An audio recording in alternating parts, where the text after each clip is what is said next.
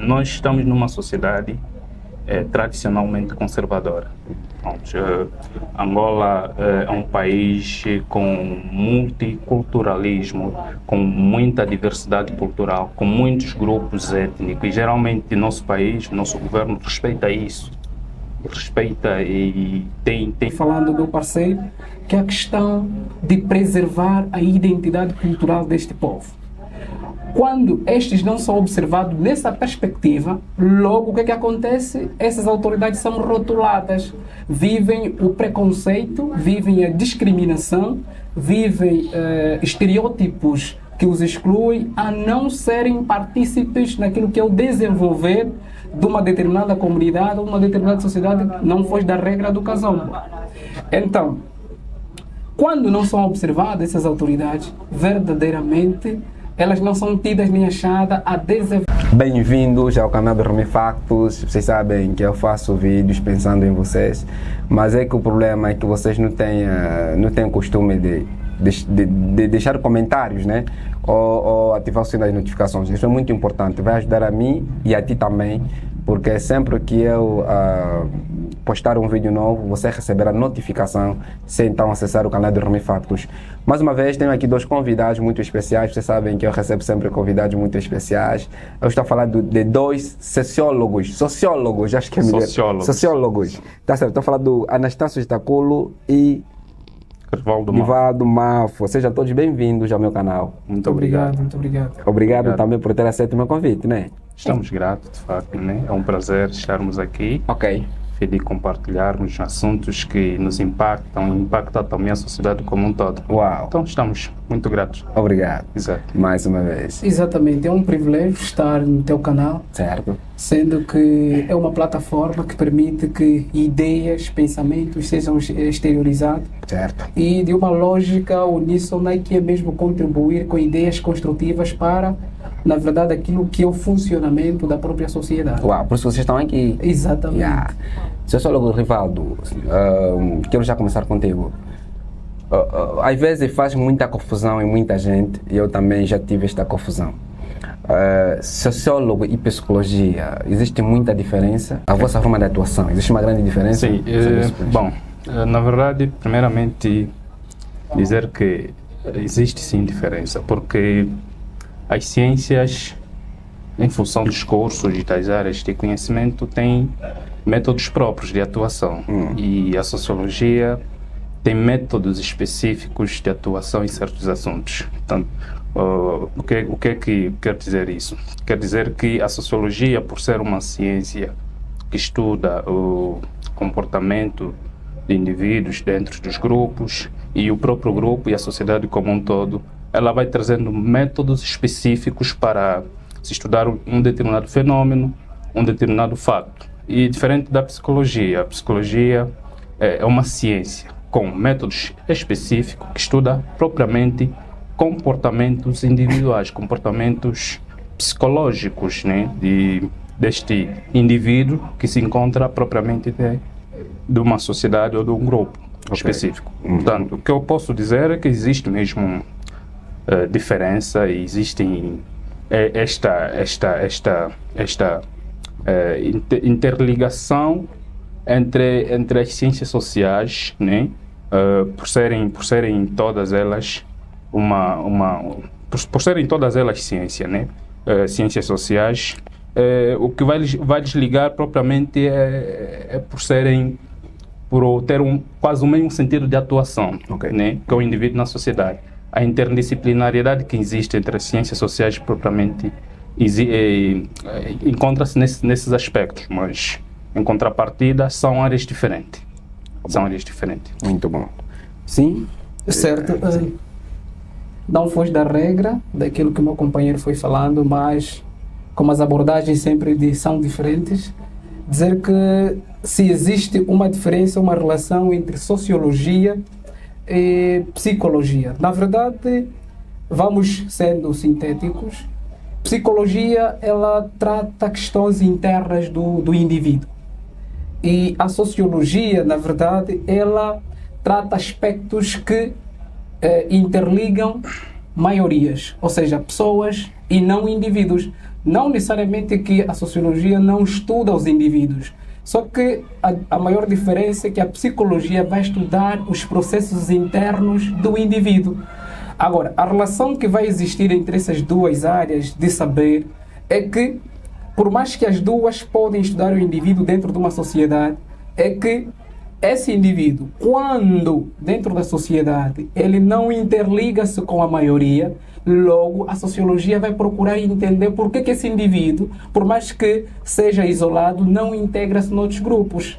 Não necessariamente que a psicologia não vai estudar o indivíduo dentro das coletividades, mas só que a sociologia, ou seja, a psicologia estuda o indivíduo dentro dessa coletividade, procurando algumas particularidades internas do indivíduo. Quando esse indivíduo exterioriza o seu comportamento afetando a maioria, ali entra a sociologia. Okay. Por quê? O nosso comportamento individual não pode afetar a coletividade. Essa razão que vai existindo uma certa diferenciação e uma relação entre a psicologia e a sociologia. Sim, é só para enfatizar o que já foi dito, nós sempre temos dito que a sociologia é uma ciência dos porquês, né? E diferentemente das outras áreas, né? Diferentemente das outras áreas, é uma ciência dos porquês, porque existem situações como, por exemplo, o crime. O sociólogo, ele não vai estudar o que é o crime, não vai estudar o que é a delinquência juvenil, por exemplo, mas o que o sociólogo faz? O sociólogo vai atrás por que o crime acontece dentro da sociedade, por que há delinquência juvenil, geralmente em função dos métodos que o próprio profissional está adotado, ele vai aplicando, que é para buscar a essência do crime, ou seja, saber o que está por detrás do crime. Portanto, não é o papel do sociólogo estudar o que é o casamento, mas sim o divórcio. Por que há divórcio? Esta perspectiva de analisar esses fenômenos, esses factos, acasala-se propriamente com aquela profissão que é do sociólogo. Exato, é mais ou menos nessa perspectiva que pode-se dizer sobre a questão da sociologia. A sociologia é uma ciência que trata fenômenos muito abrangentes, fenômenos que impactam, de certo ponto, a própria estrutura social. E ao tratar certos fenômenos, quer dizer, existem métodos próprios para analisar certos fenômenos. Ok. E eu penso que em outras áreas existem outros métodos também, mas os métodos de sociologia são diferentes das outras áreas. Muito bom. Como também das outras ciências. Obrigado. Exato. Na verdade, sociólogo Anastácio Itaculo, assim também como Rivaldo Mafo, essa apenas foi uma pergunta extra, yeah? Porque a nossa abordagem de hoje, ou seja, a nossa conversa de hoje, vocês sabem que estamos a viver agora numa nova província, Mochico-Leste, e nós estamos dentro de capital, né? Estamos dentro da capital, que é Kazombo.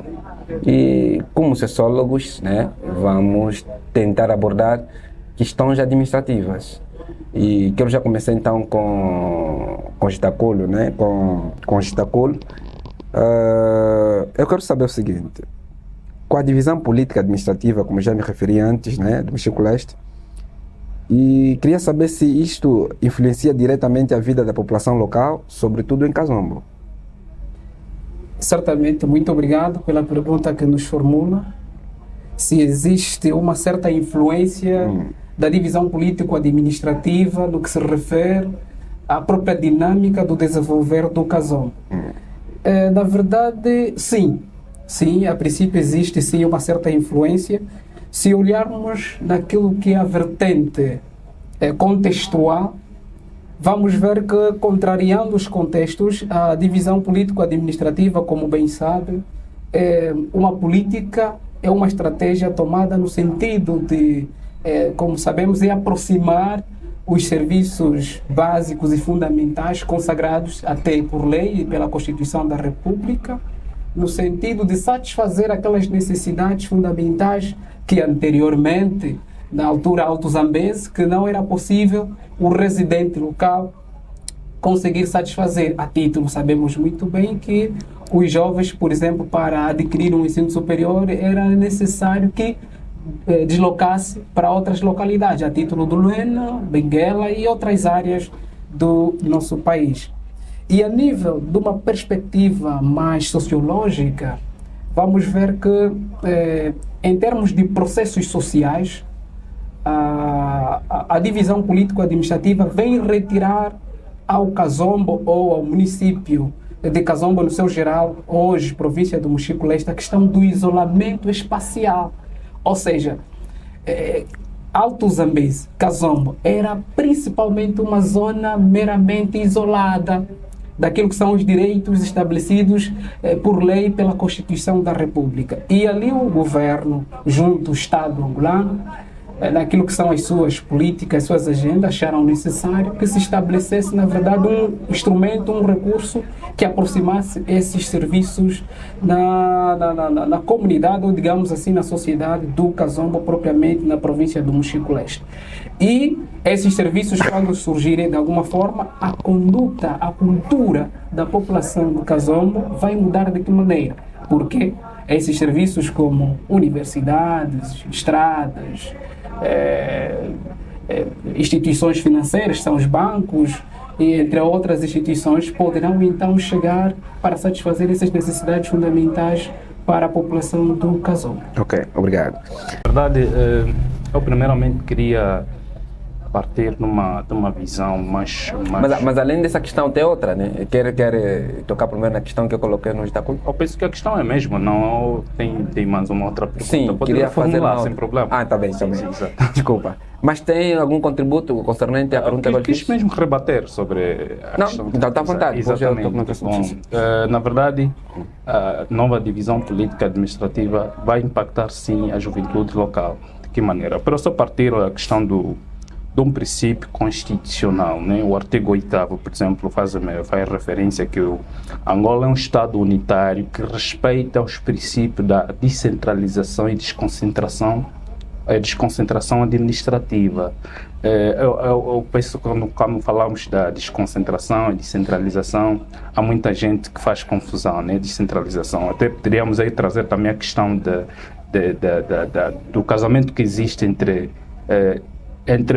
em termos de prioridade, a nova divisão política administrativa versus autarquias locais. O que é que seria mais prioritário?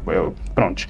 E indo nessa perspectiva, poderia dizer que o Estado angolano implementou esta lei, esta dinâmica para a nossa Angola, ou para quase os países ou as províncias que sofreram essa divisão, por causa olhando neste aspecto da descentralização administrativa.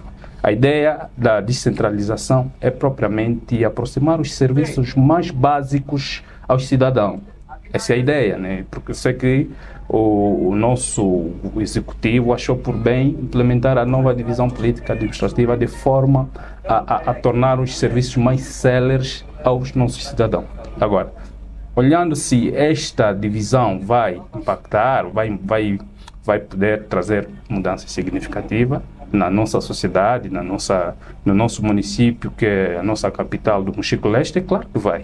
Vai sim, porque nós sabemos que em função das estratégias políticas que o governo vai criando, com base na nova DPA, a nível local, vai trazendo novas dinâmicas, novas políticas públicas que podem catapultar o desenvolvimento da própria capital. E uma coisa que muitas vezes, se calhar, a nossa sociedade não consegue perceber. Por que o Mochico-Leste tem vários municípios com um potencial, né, em termos de desenvolvimento? Estamos a falar, podemos aqui fazer menção do Luau, por exemplo. Por que o Luau não foi tida como a capital do Mochico-Leste e logo Kazombo? Acho que as pessoas têm se perguntado, levantando essa questão.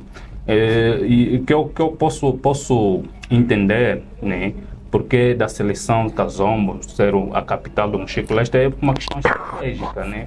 Uma questão estratégica. Por quê? Porque o Kazombo está propriamente no centro do Mochico-Leste. E por ser uma capital, um município anteriormente, né, com cujo potencial, né, do ponto de vista de desenvolvimento, está mais atrasado que os outros municípios, por isso é que se achou por bem que o Kazomba fosse capital. Agora, quais são as potencialidades que o Kazomba tem? Acreditamos que o Kazomba também tem boas potencialidades em termos de cultura, em termos de recursos e tantos outros elementos, né? Poderemos fazer menção, se calhar, nas próximas abordagens.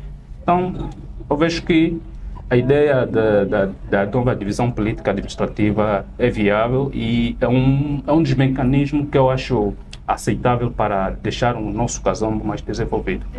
Exato. Ok, e na sua opinião, qual é o papel das autoridades tradicionais? Como os SOBAs, né? Os SOBAs, me refiro na organização social e política da nossa região. Bem, nós estamos numa sociedade tradicionalmente conservadora. Angola é um país com multiculturalismo, com muita diversidade cultural, com muitos grupos étnicos e geralmente nosso país, nosso governo respeita isso, respeita e tem feito boas ações, tem traçado boas políticas para estes órgãos representativos a nível do país, não só em Kazomba. E ao falar sobre o papel das autoridades tradicionais, né, com base na realidade local, eu penso que aqui nós temos um grande desafio com as autoridades, porque é de importância olharmos pelo papel, né, das nossas autoridades tradicionais a nível local, face ao histórico cultural, né, que o município tem. Para falar propriamente, tem-se dito e muito presenciam, né, os conflitos étnicos que nós temos a nível, ou que tínhamos, porque já penso que é uma questão que já está ultrapassada, né? Esses conflitos muitas vezes mexeram com a nossa estrutura social no país. Então acreditamos que com a nova divisão política administrativa, que é importante que o Estado, o governo local, olhe muito, dê a máxima atenção aos nossos órgãos tradicionais. Por quê? Porque nós estamos a falar de uma instituição que vela pela conservação dos nossos valores morais e culturais. E enquanto africanos, enquanto angolanos, nós temos que preservar aquilo que é a nossa essência. Temos que saber preservar a nossa essência. Como é que nós vamos conseguir preservar a nossa essência se nós respeitarmos os nossos órgãos tradicionais? É impossível, eu penso que é impossível. Então, mais do que olharmos, né, ao papel dos nossos órgãos tradicionais, temos que olhar também nesses aspectos da preservação dos nossos padrões culturais. E como sabemos, né, que os nossos SOBAs, os nossos órgãos tradicionais desempenham um papel fundamental em todo o território. Por exemplo, nos países cujo sistema é mais monárquico, o sistema de governação é monárquico, respeitam propriamente as entidades. Em termos de decisões políticas, em termos de projeção de políticas públicas, o governo não faz sem que antes consultem esses órgãos. Não estou a dizer que, se calhar, na nossa realidade pode ser diferente, né? Mas porque em todos os esforços que algumas vezes eu já acompanhei, alguns encontros das entidades governativas, né? Para qualquer província, propriamente tem convidado esses órgãos que é para darem suas opiniões antes de traçar uma política. E na nossa realidade de Kazomba, eu penso que os parâmetros têm sido mesmo, não fogem. Estamos aqui a falar propriamente. Existem coisas boas, como na tribo Luval, na tribo Londandembwe e Kyoko, que algumas coisas, alguns valores que muitos de nós, quanto cidadãos, fomos perdendo. E quem deve resgatar esses valores? Quem deve buscar a responsabilidade do resgate desse valor? Tem que ser o governo junto com as autoridades.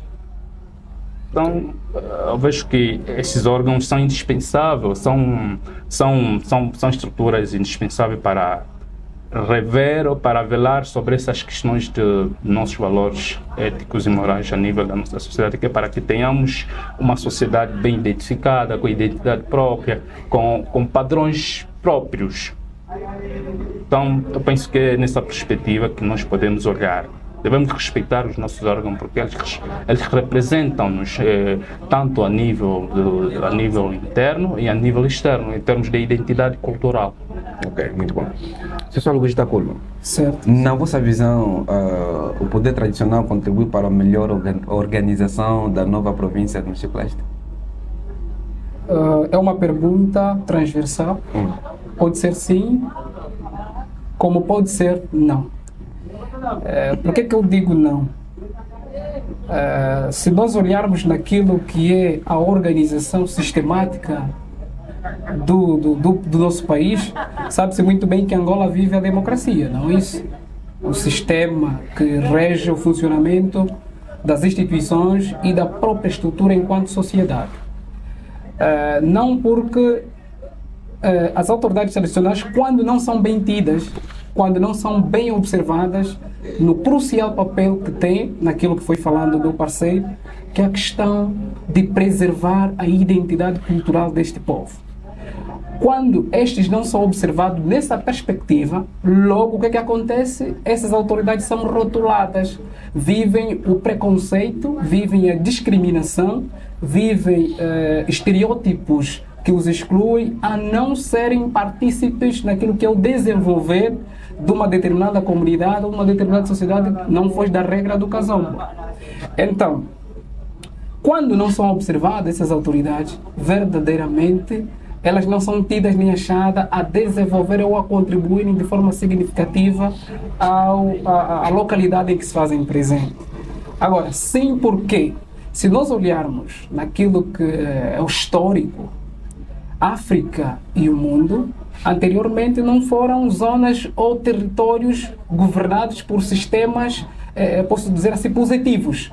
Eram zonas ou territórios, na verdade, geridos por poderes monárquicos, como dizia o meu parceiro, poderes esses que tinham uma autonomia própria, porque essas autoridades tradicionais são anciãos que controlam, na verdade, a integridade do sentimento de pertença que esses podem ter naquilo que é a questão da integridade, na preservação da própria cultura.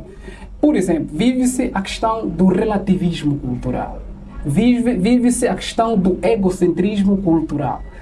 Quando essas autoridades não são observadas, então o que se evidencia é a questão do relativismo e a questão do etnocentrismo, porque vamos verificando que vai existir minorias e maiorias culturais, não meramente étnicas, porque o etnicismo é uma questão de construir, é uma construção social.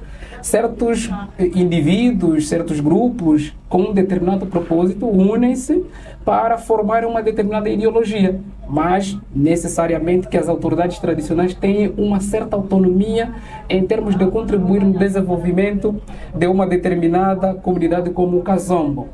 Mas, em contrapartida, esses anciãos que têm um certo domínio daquilo que é a tradição, daquilo que é a cultura, têm um certo conhecimento, uma certa sabedoria que é inobservada em termos de dar sugestões criativas para desenvolver-se uma determinada comunidade. Vou dar um exemplo.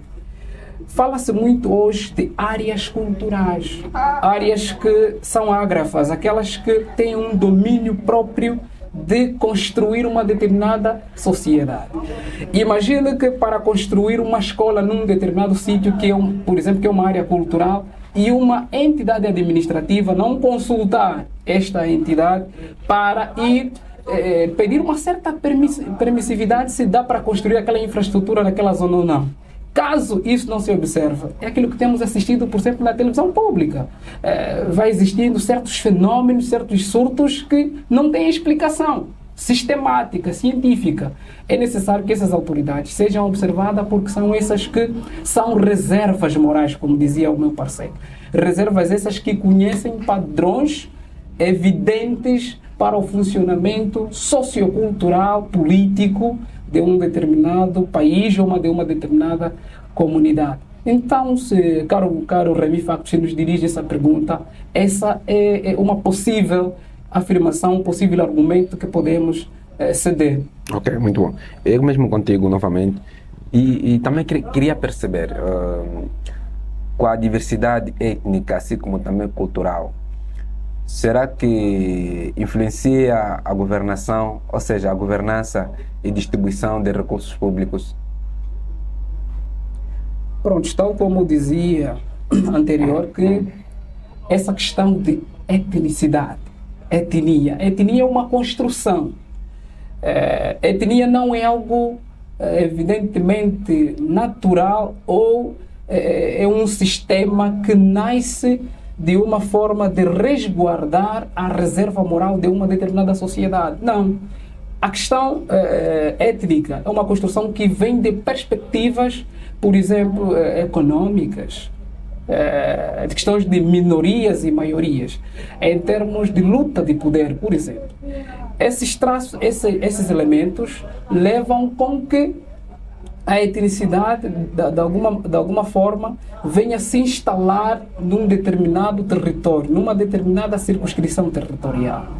Agora, se não contribuir porque existe essa diversidade, é porque esses indivíduos passam por um processo de socialização. Processo de socialização que é a socialização primária, aquela educação que recebemos de casa.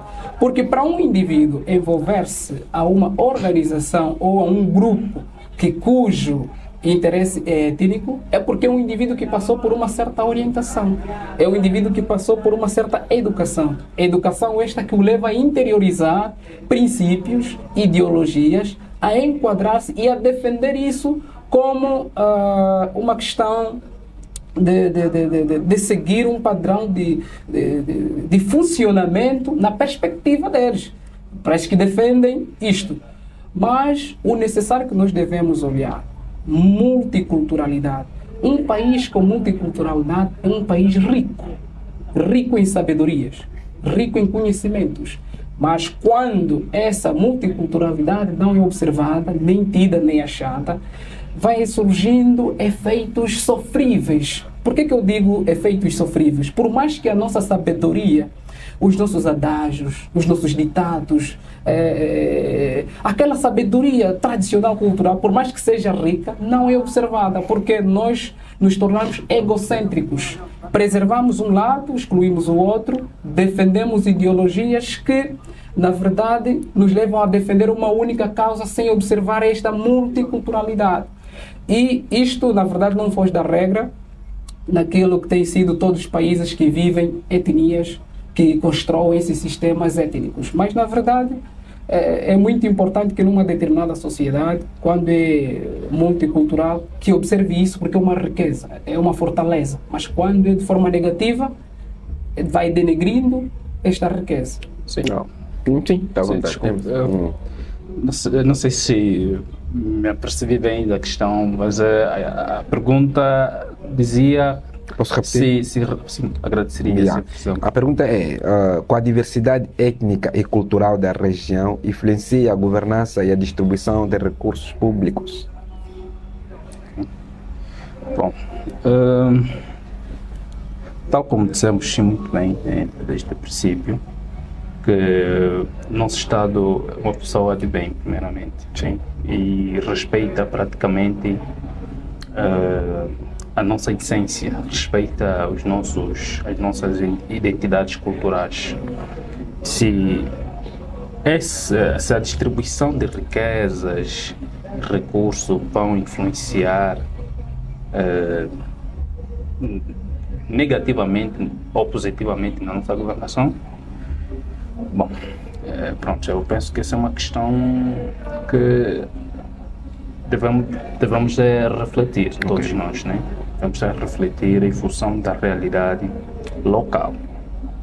Mas, para mim, eu diria que vai influenciar. Como vai?